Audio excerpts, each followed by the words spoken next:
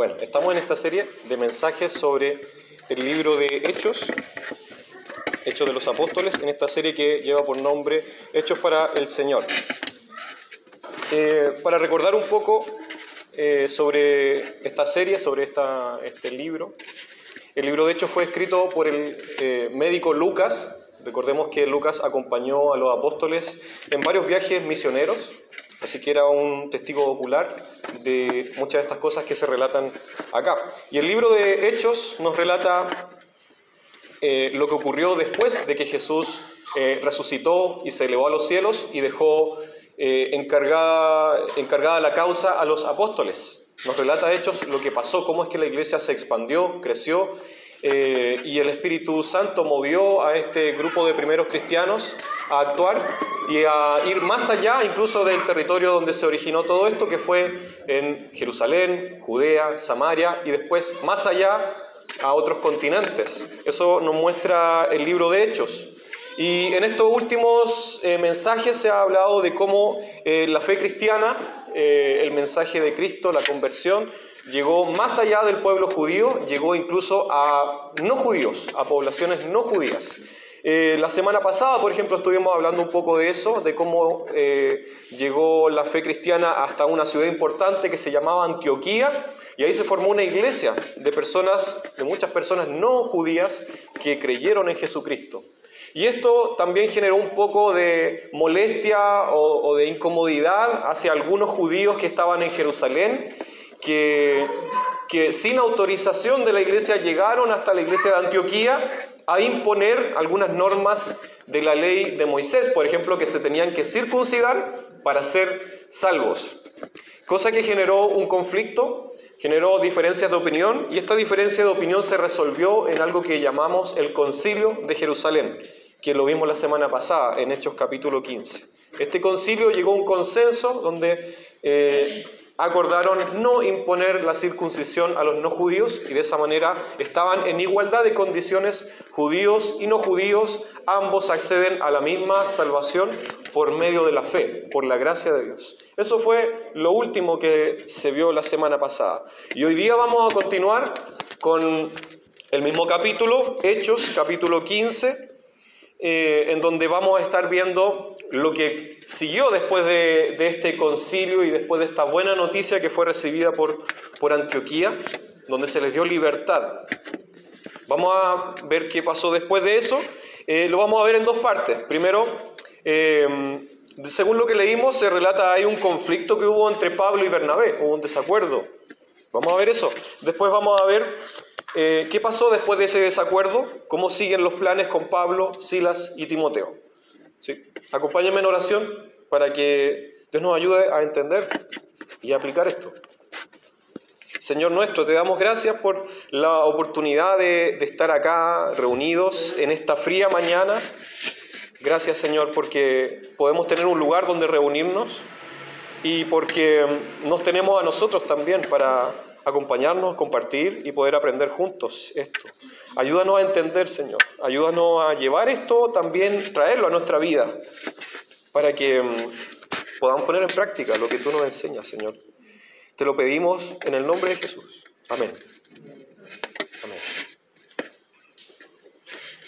Yo me crié en Temuco, una ciudad del sur, de acá de Chile, y en Temuco es muy conocido el hecho de que hay muchísimas iglesias evangélicas.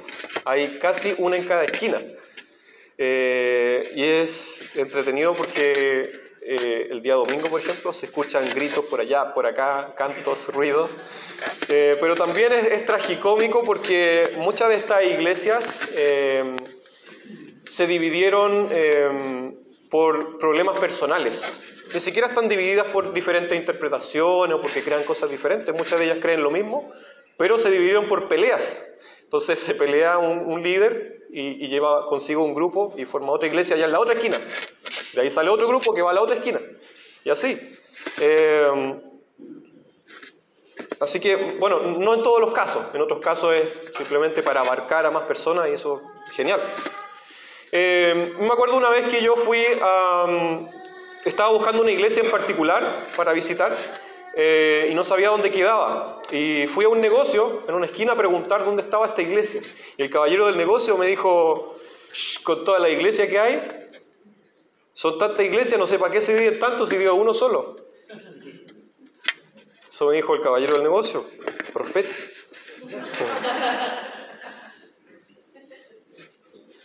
Bueno, vamos al texto de Hechos capítulo 5, desde el versículo 36 en adelante. Acompáñenme en esto.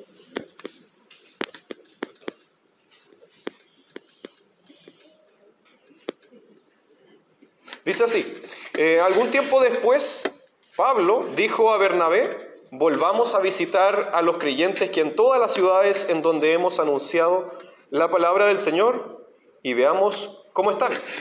Esto fue después de todo este tema que pasó con el concilio de Jerusalén. Llegaron a Antioquía. En Antioquía dieron la buena noticia de que no se les va a imponer la circuncisión ni otro tipo de normas judías, sino que se les dio libertad, ya que no eran judíos. Esto fue una buena noticia. Después de eso se le ocurrió al apóstol Pablo, como dice acá el versículo 36, proponerle a Bernabé hacer un segundo viaje misionero para volver a los mismos lugares donde habían estado, donde habían recorrido en algunas ciudades de Asia Menor. Volver a visitarlos, volver a saber cómo están.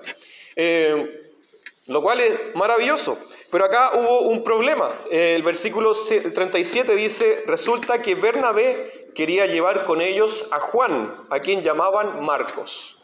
¿Cuál es el problema con esto?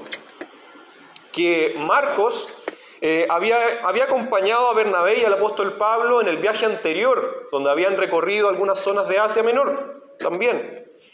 Pero en un momento, Juan Marcos se aburrió y se devolvió a su casa. No sabemos por qué, no dice por qué.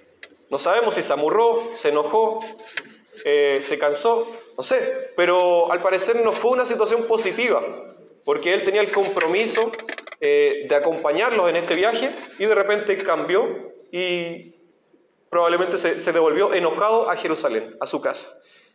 Entonces, esta vez Bernabé le propuso a Pablo traerlo de vuelta, que nos acompañe de nuevo, una segunda oportunidad. Bernabé quería llevar con ellos a Juan Marcos. El versículo 38 dice, pero a Pablo no le pareció prudente llevarlo, porque los había abandonado en Panfilia y no había seguido con ellos en el trabajo. Ese era el problema. El problema era este personaje llamado Marcos, o Juan Marcos. ¿Quién era Marcos? ¿Quién era Juan Marcos? En otras partes de la Escritura nos dice que este personaje era primo de Bernabé. Sí, Bernabé, el que está acá acompañando al apóstol Pablo, era primo. Y Bernabé al parecer quería darle una segunda oportunidad a su primo.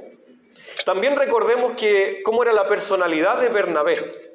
Bernabé era el apodo que le habían dado los apóstoles, pero él se llamaba José. Le pusieron como apodo Bernabé, que significa hijo de consolación, dice en otra parte de la Escritura.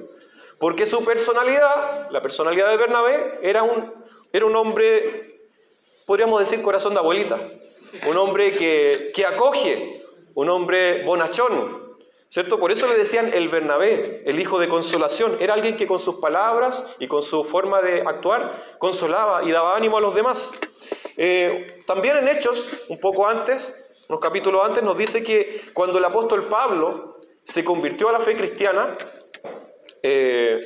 y nadie lo conocía y le tenían un poco de miedo por su pasado, dice que Bernabé lo tomó, como que lo apadrinó y lo introdujo a los apóstoles y a las iglesias, lo presentó, lo acompañó y estuvo con él siempre. Y vemos parte de la personalidad y la actitud de Bernabé, hijo de consolación, el que acogió al apóstol Pablo y lo incluyó. De hecho, cuando fueron a Antioquía, Bernabé vino a buscar al apóstol Pablo para llevárselo con él y que lo ayude, ¿cierto? Era un hombre simpático. En Hechos capítulo 11 sobre Bernabé nos dice que era un hombre bueno, lleno del Espíritu Santo y de fe. Hechos 11, 24 dice eso. Entonces, entendiendo eso, Bernabé tenía una mirada diferente de las cosas y quería darle una segunda oportunidad a alguien que además era su primo, Juan Marcos. Entonces, ahí se dio la discusión. Bernabé, pensando en su personalidad, buena onda, pero démosle una oportunidad a este cabro. ¿Cómo no lo vamos a tener? Demos una oportunidad de nuevo. Pero el apóstol Pablo pensaba diferente. Aquí el versículo 38 dice que no le pareció prudente traerlo porque antes le había fallado. Entonces el apóstol Pablo está mirando desde otra perspectiva los asuntos y pensaba que Marcos no había sido fiel, no era una persona confiable y por lo tanto no era apto para acompañarlos en un viaje que requiere compromiso porque además no es bien visto, no iba a ser favorable si de nuevo le hacía lo mismo. Y el apóstol Pablo, por otro lado, parece ser un poco más estructurado y un poco más estratégico en su forma de actuar. Entonces lo que vemos es una diferencia de personalidad. No hay una diferencia de interpretaciones o de que uno crea una verdad y el otro crea otra verdad. No, es una diferencia de personalidad. Bernabé tiene una forma de ser y de ver las cosas. Pablo tiene otra forma de ser y de ver las cosas. Algo que es común y cotidiano en todo grupo humano, incluso aquí, entre nosotros. Hay diferencias entre nosotros. Es normal eso. Entre liderazgo hay diferencias, eso es normal. Pero el problema acá, el versículo 38 dice que se produjo entre ellos un conflicto tan serio, que acabaron por separarse. Y al decir tan serio, no está hablando simplemente de que dijeron, bueno, ándate tú para allá, yo para acá. No fue así de simple. Cuando dice un conflicto tan serio, eso en su idioma original en griego se refiere a que hubo una discusión con ira, se enojaron de verdad, se enojaron harto. A eso se refiere cuando dice aquí un conflicto serio. Sí, el apóstol Pablo con Bernabé se enojaron mucho. Quedaron enojados por eso. Increíble porque el apóstol Pablo y Bernabé habían hecho milagros. El apóstol Pablo es un apóstol de Jesucristo. Pero ahí nos muestra que ambos eran humanos, eran de carne y hueso, recordemos eso. Recordemos que en un mensaje anterior también cuando Pablo López había predicado eso de cuando Pablo y Bernabé visitaron una zona griega, pagana, hicieron un milagro donde me parece que fue un paralítico el que fue sanado. Y la gente que estaba ahí pensaron que eran dioses, pensaron que el apóstol Pablo era Hermes y que Bernabé era Zeus, que habían venido en forma humana. Y ellos dijeron, no, de ninguna manera, nosotros somos hombres de carne y hueso. Recordemos eso y eso se ve acá en esta historia. Como eran hombres de carne y hueso, tuvieron diferencias y tuvieron una discusión seria, una discusión con enojo, con ira, que los llevó a separarse, a ir cada uno por su lado. Y ahí se ve que también eran pecadores, ¿sí? El apóstol Pablo no era perfecto, Bernabé tampoco, igual que tú y yo. Quizá algo positivo que salió de esto es que se armaron dos grupos misioneros. Uno fue por un lado, el otro fue para el otro. Algo positivo. Por un lado, Bernabé finalmente trajo a su primo Marcos y se fueron a Chipre. Y por otro lado, el apóstol Pablo tomó a Silas, que estaba en Antioquía, en la iglesia de Antioquía, y se fueron para otro lado, a Siria y Cilicia, a esa zona. Entonces, siguiendo con el viaje de Pablo, porque la Escritura no nos dice qué más pasó después con Bernabé y Marcos en Chipre, no dice qué pasó, pero sí sigue con la historia de Pablo, del apóstol Pablo. Dice que el apóstol Pablo tomó a Silas de la iglesia de Antioquía para ir con él en este segundo viaje misionero.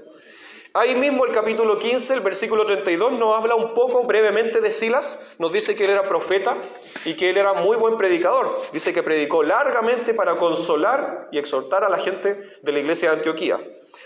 Así que tomó un buen compañero, el apóstol Pablo, un predicador y profeta, que además era ciudadano romano. El capítulo 16 nos habla de eso, de que Silas también era ciudadano romano, igual que el apóstol Pablo, tenía la ciudadanía romana. Algo estratégico, muy bien pensado por Pablo. Recordemos que Pablo tiene una mente estratégica como misionero, porque iban a recorrer ciudades romanas donde tener la ciudadanía romana era importante, porque eso les daba un poco más de facilidades de movimiento y ciertos derechos también para predicar el Evangelio. Entonces, al tomar Pablo a Silas, su intención, su plan era volver a las mismas ciudades que había recorrido anteriormente para visitarlos y animarlos. Así que eso fue lo que hicieron. ¿Pero qué habrá pasado con la pelea? Yo quedé metido con eso, quedé metido en el cagüín. ¿Qué habrá pasado después entre Pablo y Bernabé? Y Marcos también, que estaba ahí metido, el primo. ¿Qué habrá pasado con esa pelea? Porque inmediatamente no nos relata qué pasó. En el libro de Hechos no dice después qué pasó con esta pelea. ¿Habrán quedado peleados para siempre? ¿Se habrán reconciliado? Bueno, hay otras partes de la Escritura que nos dan cierta luz sobre lo que pasó aquí con esta discusión, con esta pelea. Por ejemplo, en Colosenses, en la carta que escribió el apóstol Pablo a los Colosenses, en el capítulo 4, versículo 10, el apóstol dice: Aristarco, mi compañero de cárcel, les manda saludos, como también Marcos, el primo de Bernabé. Esta carta la escribió tiempo después, varios años después de lo que pasó aquí en Hechos. Este pasaje que está en Colosenses nos da una pequeña luz de que se reconciliaron. No lo dice explícitamente, pero lo que dice es que Marcos, el primo de Bernabé, les está mandando saludos. Y después dice: en cuanto a Marcos, ustedes ya han recibido instrucciones. Si va a visitarlos, recíbanlo bien, dice el apóstol Pablo. Esto nos indica que claramente ya el problema había quedado atrás, se había solucionado. Claramente hubo una reconciliación porque esto se escribió años después. Y aquí el apóstol Pablo está recomendando y pidiendo que reciban bien a Marcos. Sí, este mismo Marcos que anteriormente el apóstol Pablo lo había mirado con sospecha. No me da confianza, pensaba él. Es como medio cambiante, no sé. Pero ahora tiene una opinión diferente. Ahora el apóstol Pablo opina diferente y seguramente Marcos también había madurado en la fe porque habían pasado años. Entonces pide que lo reciban bien. Me lo tratan bien, por favor, está pidiendo el apóstol Pablo. Después, en otra carta, el apóstol Pablo, en segunda de Timoteo, la carta de Pablo a Timoteo, capítulo 4, versículo 11, el mismo apóstol dice... Le pide a Timoteo que lo venga a ver. Esto ya es los últimos años de la vida del apóstol Pablo, estando preso. Le pide a Timoteo: por favor, ven a verme porque todos me abandonaron. Dice ahí: solo Lucas está conmigo. Lucas, el que escribió Hechos. Recoge a Marcos. Está hablando de Marcos de nuevo. Recoge a Marcos y tráelo contigo para que me venga a ver a la cárcel. Porque me es de ayuda en mi ministerio. ¿Se fijan cómo cambió la cosa? El problema había sido superado y ahora Marcos era alguien útil, alguien que había servido y que había sido bueno para el apóstol Pablo. Y por último, otro apóstol, Pedro, el apóstol Pedro en su primera carta, el capítulo 5, versículo 13 dice: saludos de parte de la comunidad que está en Babilonia, Roma, escogida como ustedes, y también de mi hijo Marcos. Ahí está Marcos de nuevo. Se refiere a hijo espiritual, no hijo de sangre. Entonces Marcos era alguien que, a pesar de que había tenido un pasado un poco cambiante, inestable, había madurado y ahora era tenido como alguien confiable, alguien servicial y fiel en el Evangelio. No solo por el apóstol Pablo, sino también por el apóstol Pedro. Entonces ahí tenemos algo que nos indica que Pablo se reconcilió con Marcos. ¿Y qué hay con Bernabé? ¿Qué pasa con Bernabé? Ahí también quedé metido yo, en ese cagüín. ¿Qué habrá pasado con Bernabé? Porque Bernabé era un líder importante, igual que Pablo. No nos dice con toda claridad qué pasó, pero sí hay algo que nos da un poco de luz. También esto fue escrito años después de este conflicto. Primera de Corintios, la primera carta del apóstol Pablo a los Corintios, capítulo 9, versículo 6. El apóstol Pablo se refiere a Bernabé y habla de él sin ningún rencor. Se refiere a él como yo y Bernabé, como líderes de la iglesia de Corinto, y de ahí sigue hablando de otros temas. Está hablando como de iguales. Yo y Bernabé como líderes de Corinto. No dice nada malo de él. Da a entender que probablemente sí se reconciliaron. ¿Qué es lo más probable? Porque es parte del mensaje del Evangelio, la reconciliación. La reconciliación entre Dios y las personas y la reconciliación, producto de eso, entre las personas. Así que lo más lógico es que sí, se hayan reconciliado. Y esto es interesante porque nos habla de que una iglesia Que la iglesia que está aquí en Hechos, la iglesia que fundó Cristo, es una iglesia unida en la diversidad y también en la adversidad, a pesar de los problemas. Y una iglesia unida en la diversidad de personas y de personalidades, y unida en la adversidad, es una iglesia que trabaja por la unidad de todos los creyentes. Es una iglesia que trabaja por la reconciliación entre nosotros. Y por el perdón entre nosotros, porque los problemas son comunes, son normales en todo grupo humano y sobre todo aquí también entre nosotros. Es normal tener estas diferencias y estos problemas. Y esto también nos lleva a nosotros a preguntarnos y a examinarnos. ¿Tú has tenido algún problema con alguien? Aquí mismo. ¿Has tenido algún problema con alguien de aquí? No se miren. ¿Has tenido algún problema con alguien de otra iglesia? ¿Has tenido un problema con alguien de tu familia? ¿Con un vecino? ¿Con alguien del trabajo? Es común, es normal tenerlo. ¿Te has reconciliado con esa persona? Si tuviste un problema con alguien de aquí, sobre todo con alguien de aquí, ¿se reconciliaron? ¿Lo conversaron? ¿Alguien de tu familia? Piensa, hermanos, padres, tíos, tías. Si hay algún problema entre nosotros, el Señor nos enseña a conversar las cosas, a perdonar y a reconciliarnos. Tenemos acá al apóstol Pablo, que fue tremendo, fue un grande, y tuvo un problema por cosas humanas, porque era también hombre, pecador, pero se reconcilió. Vemos que él se reconcilió con Marcos, con Bernabé. Si ellos se reconciliaron, ¿qué más queda para nosotros, cierto? El Señor nos manda a reconciliarnos primeramente con Él.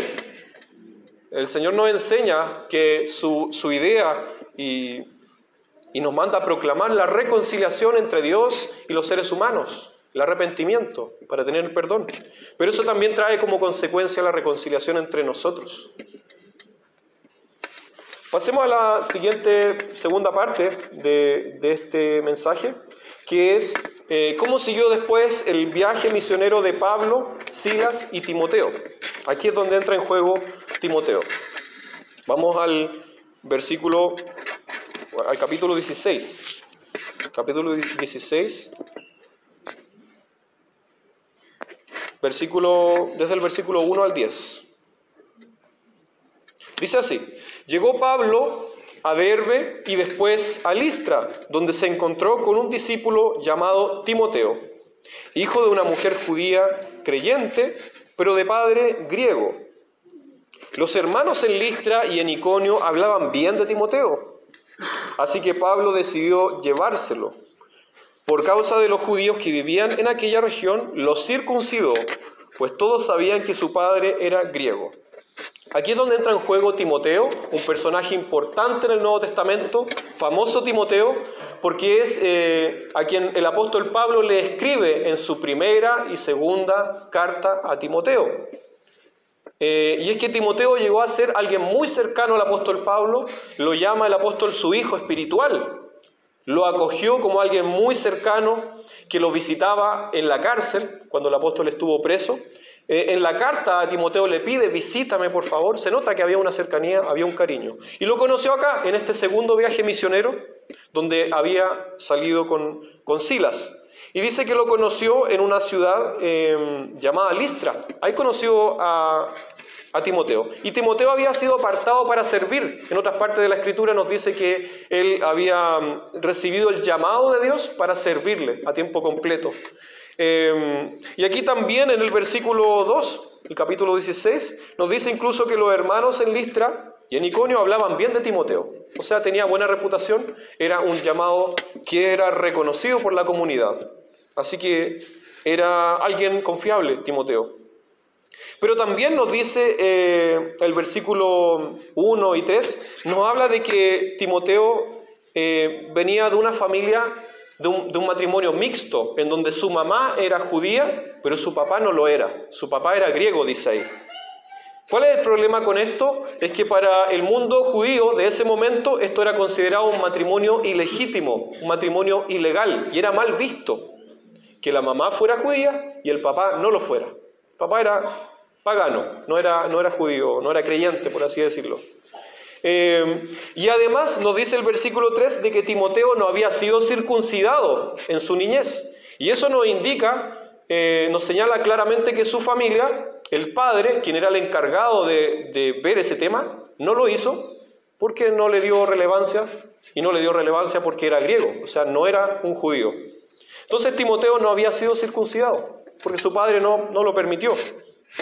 Y esto no era bien visto. Nos dice acá el versículo 3, que el apóstol Pablo tuvo que circuncidar a Timoteo para llevárselo a hacer esta misión entre los judíos.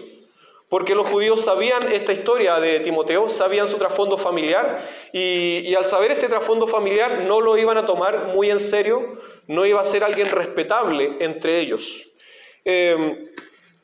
Entonces, sin la circuncisión de Timoteo, no iba a ser un viaje misionero efectivo entre los judíos.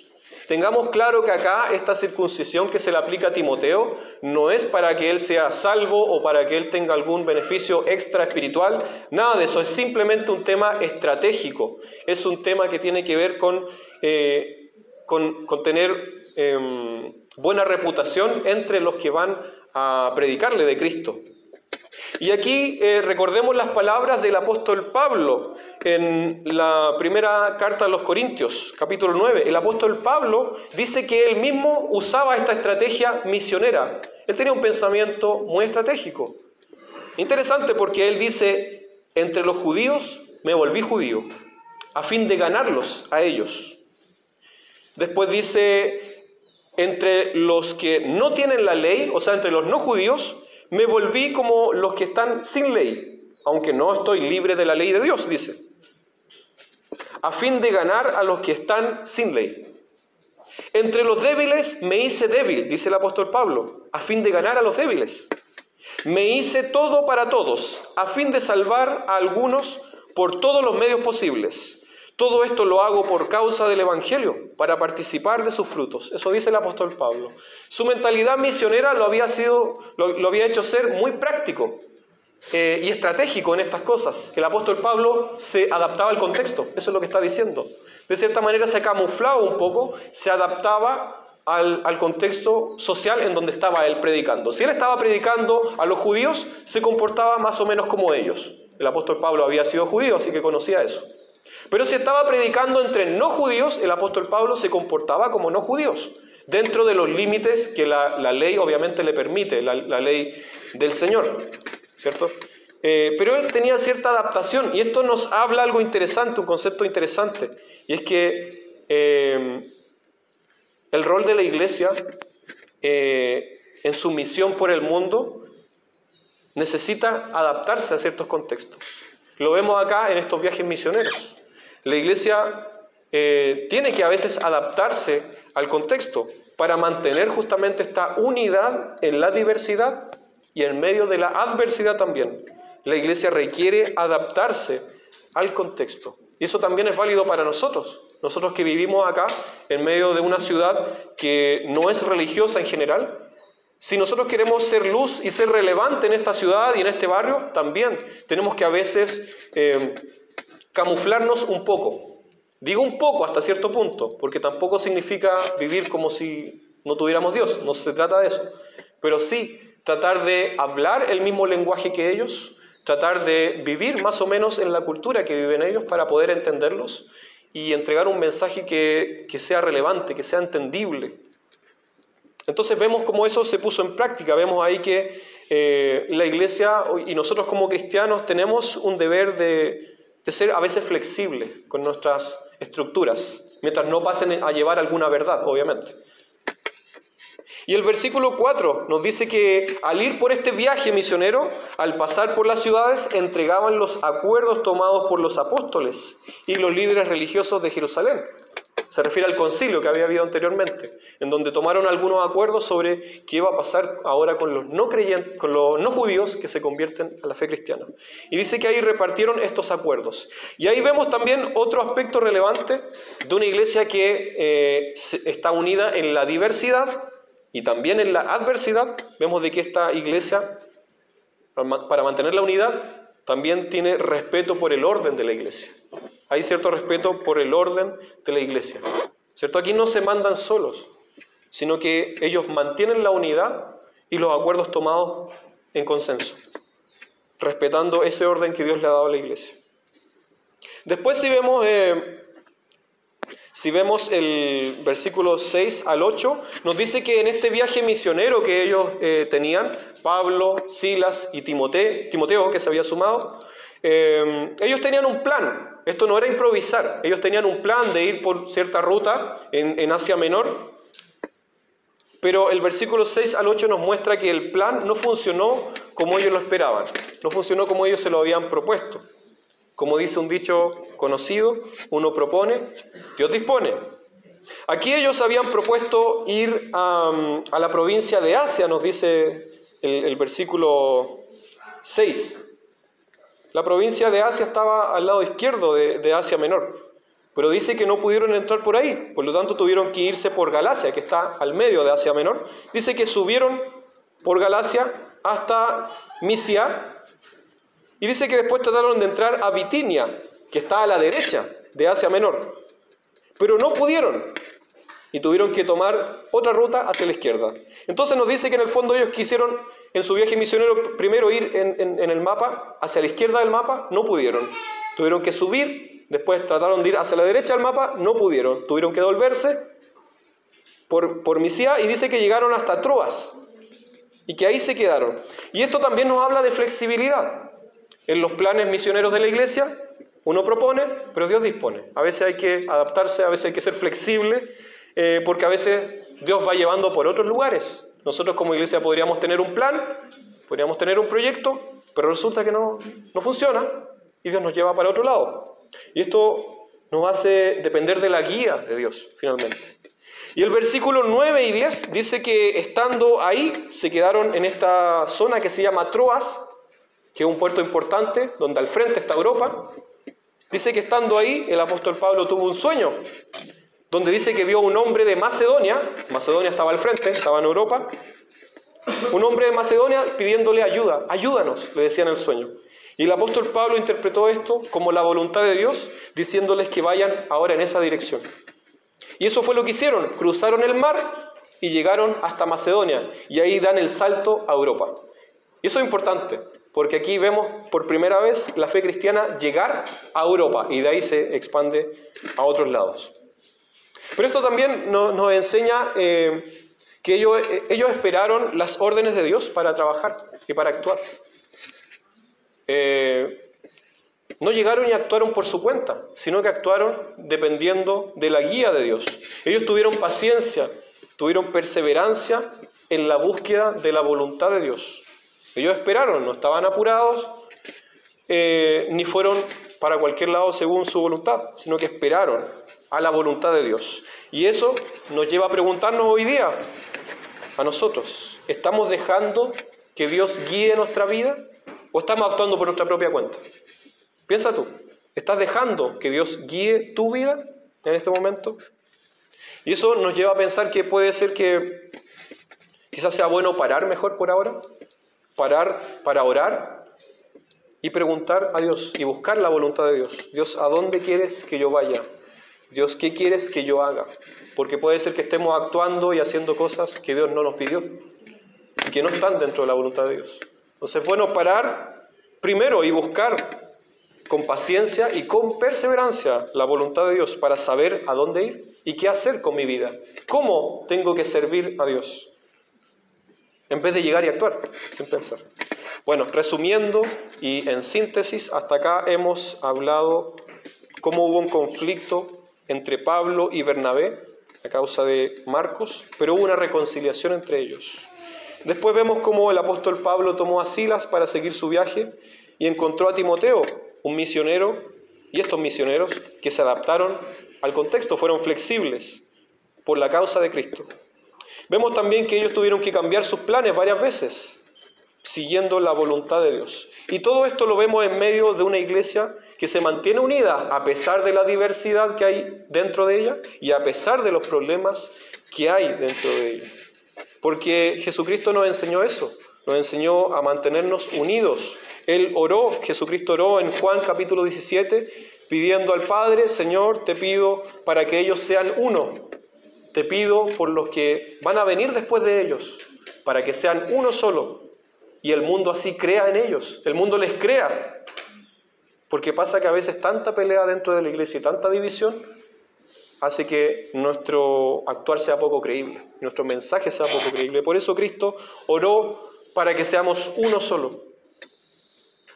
Y para que busquemos y trabajemos por esa unidad activamente. El apóstol Pablo también en otra parte dice, trabajen por la unidad en el vínculo de la paz. Esfuércense por mantener la unidad entre ustedes. Y no solamente aquí en nuestra iglesia, sino que también con otras iglesias. No somos la única iglesia. Y no nos creemos tampoco la única iglesia.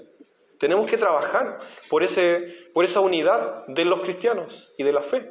Porque Cristo es uno solo, ¿cierto? A veces estamos separados por temas geográficos, pero no deberíamos estar divididos por temas personales.